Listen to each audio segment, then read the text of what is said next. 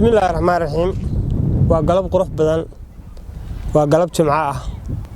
وسيدي توانك بيشي لغي توناد لبكن يلواتن وقروي عاصمة بونتلان سوماليا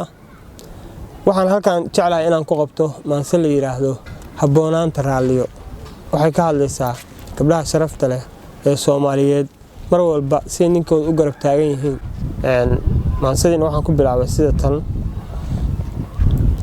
ma ogtahay haweenka ragga kala hormariyo hanadka iyo liitaha kay hareer istaagaan ayaa libin haleelo la hooyaada guushana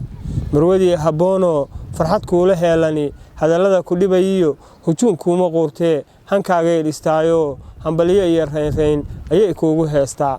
ducay ku hurtaayo sida hooyadaabay ku hanuunisaayo higsay kugu tiraahdaa himilada naftaado hilaadiyo odorostana hungo kuma tilmaantee hana shay qiyaasta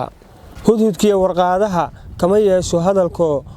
hagartaada ruux jecel kolna lama heshiisee haweenayda suubani ninkeeday u tahay hil hantidaada weligeed cidna kuma halayso halkii aadan taagnayn heegan weeye joogo howlahaaga oo idil habacsani u diido ka hor jooga dheeliga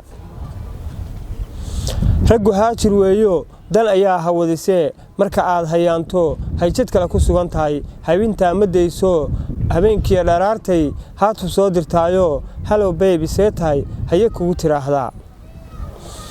habibay dareentaa marka aad la hadasho haasaawihiinnuna ilaa hiirta waa beri haddii uusan kala goyn hurdo uma lulooto kuma heefto weligeed waana heerka caashaqa hubaasha ka joogiyo Haboonaanta Raaliyo